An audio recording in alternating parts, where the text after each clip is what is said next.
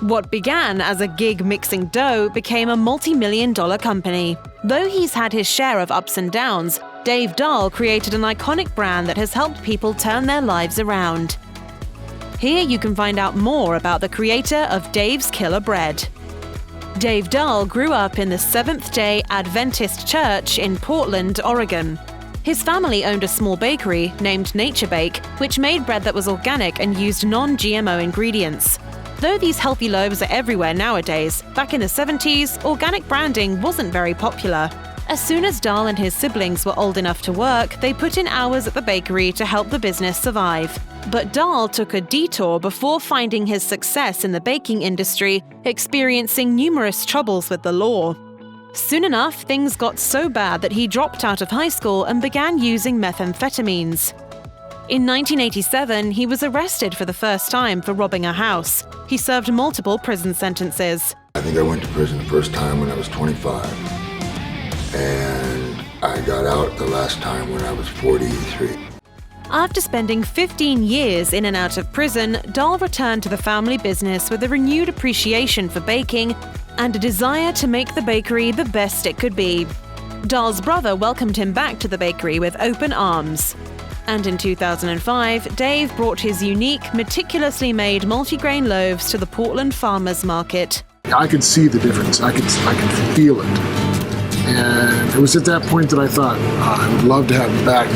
Before long, the bread gained its striking name and many fans. Soon enough, the Dahl's company garnered massive success, and Dave's cartoon mustache and biceps began gracing supermarket shelves across the country. And so, Dave's brother Glenn gave him a job at the bakery, mixing the dough in an attempt to help him get his life on the right track. But Dave, struggling with undiagnosed mental illness at the time, didn't appreciate his efforts.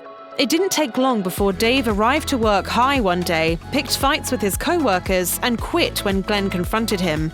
But despite their contentious relationship, when Dave was released from prison in 2004, Glenn again offered him a job at the bakery. This time it was somewhat smoother sailing for the Dahl brothers, though they experienced interpersonal issues at the beginning. My first loaf of bread that I made was called Blues Bread. The second was Killer Bread. And to me, Killer Bread was just the best bread you could make, you know? To the surprise of many, Dave became the unexpected powerhouse that propelled the bakery to fame and fortune. Dave Dahl was in jail for dealing meth when he began the transformation that would change his life. But Dahl had to hit rock bottom first. He said, "I was 38 years old, in prison, suicidal, trying to figure out a way to kill myself that would work."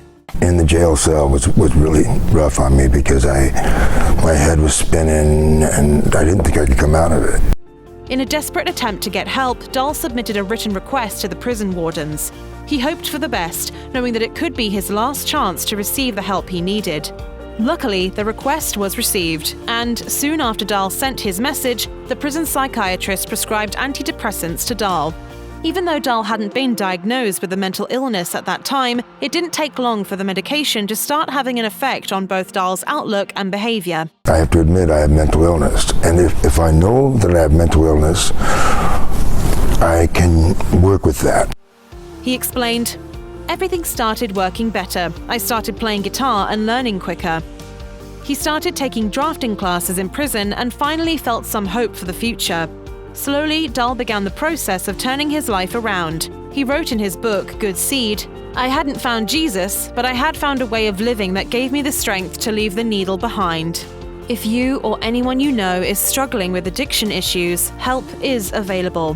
Visit the Substance Abuse and Mental Health Services Administration website or contact SAMHSA's National Helpline at 1-800-662-HELP 4357. Dave's Killer Bread calls itself the largest organic bread baker in the United States. Dave Dahl's success was not easily achieved, however. With consideration to his own difficult past, Dahl wanted to give back to people who have struggled through the prison system. This means that Dave's Killer Bread makes a conscious effort to hire people with criminal records, something most companies avoid. Dahl has also spent time volunteering with organizations that help formerly incarcerated people adjust to regular life after their prison sentences, and he has donated money to these companies as well. One of these companies is Nucleus, a startup founded in 2017 that offers education and training to people impacted by the criminal justice system. During an interview, Dahl referred to the computer-based drafting class he took while incarcerated. Nucleus gives people a chance to do what I've done in prison. I want to help put other people in that direction. According to World Population Review, 44% of people who have been incarcerated return to jail within a year of their release. For many of these folks, reintegrating into life outside a prison cell is difficult. That's especially so considering that it can be nearly impossible to find employment, making formerly incarcerated people depend on friends or family members for support. Companies like Nucleus help bridge the gap between leaving prison and living a thriving, free life. Dahl's favorite cigarettes are Camel Wides, which he planned to quit in 2018, though he said their strong flavor is what keeps him coming back. Dahl has had plenty of vices over the years, and smoking, the one he hasn't yet kicked, is admittedly among the least destructive. His occasional Camel Wides are some of the last vestiges of his former rebellion.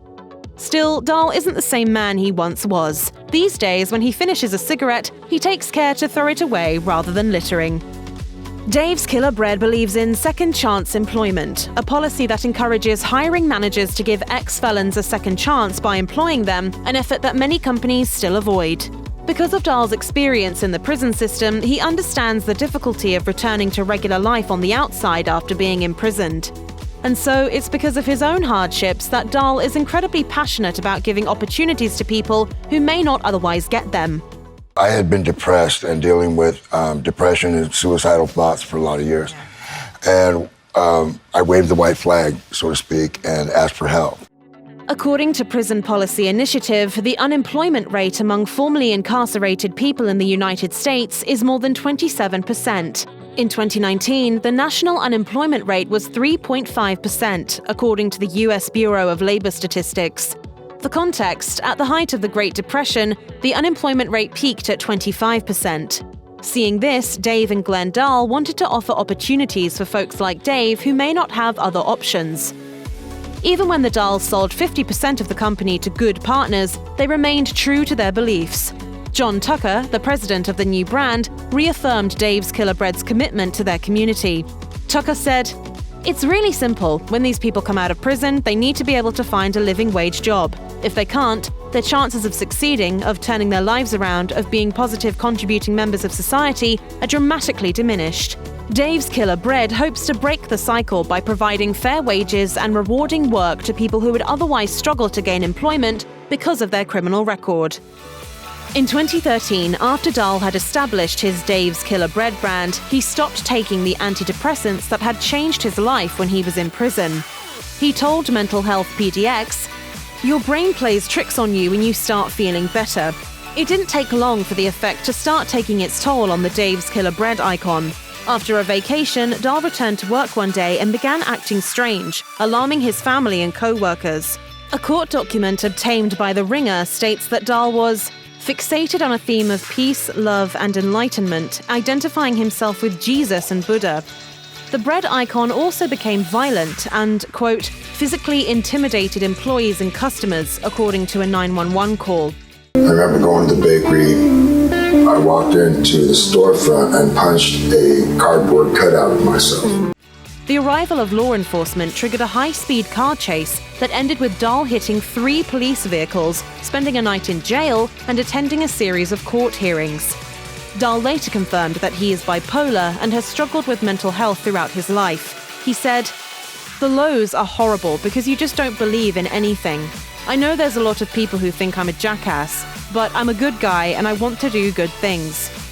In 2015, the bakery the Dahl family had owned for 60 years was sold to Flowers Foods for $275 million in cash. Dave himself received an estimated $33 million and would later watch as the brand made its way into 22,000 stores across the nation. Though Dahl was excited about the change and welcomed the influx of money, it was tough to say goodbye to the business that had changed his life and bore his cartoon image. He also wanted to make the transition as smooth as possible despite the big shift. Dahl said, "I'm doing my best to be a good example now and watch others take over the company and make it a bigger company and more successful." Luckily, Dahl had built a strong brand held up by a solid moral foundation, and Flower Foods was a company willing to uphold similar values. The brand had, of course, become iconic in the Oregon market, and the bread was super popular among locals. John Tucker, the Flower Foods CEO, vowed to keep the flavors and the prices of Dahl's bread more or less the same. Furthermore, none of the employees lost their jobs in the transition, and Tucker promised to maintain the company's dedication to hiring formerly incarcerated people. He said, "We're inspired by all those individuals and will continue to be because they are an integral part of our organization." Dave relinquished all stakes in the company, saying it was, quote, bittersweet. He added, "It's happening, and now I'm just going to kick back and watch it grow and enjoy my life." I'm just happy and proud that my baby has made a difference in the world. After Dave Dahl and his family sold the bakery, he began spending his weekends traveling to garage sales. At one of them, an African mask happened to catch his eye. Soon enough, Dave threw himself into collecting similar pieces of art, and before long, he found himself with 3 warehouses full of African tribal art with origins from across the continent. There's a lot of passion that goes into these pieces, and I feel it. Dahl attributes this new business venture to a now familiar pattern in his life. He explained that, "When I did drugs, I had to sell drugs. When I did bread, I had to sell bread." His obsession with African art came seemingly out of nowhere, but with money in the bank and nothing else to do, Dahl saw an opportunity. After his initial purchases, Dahl continued studying African art, meeting with art dealers, and collecting more and more masks, sculptures, and furniture. Though he's passionate about it, the business model isn't exactly sound. Many of the items Dahl collects don't necessarily sell, so he sometimes gives them away for free or donates them to charities so they can sell the art for profit. Check out one of our newest videos right here. Plus, even more mashed videos about your favorite food brands are coming soon. Subscribe to our YouTube channel and hit the bell so you don't miss a single one.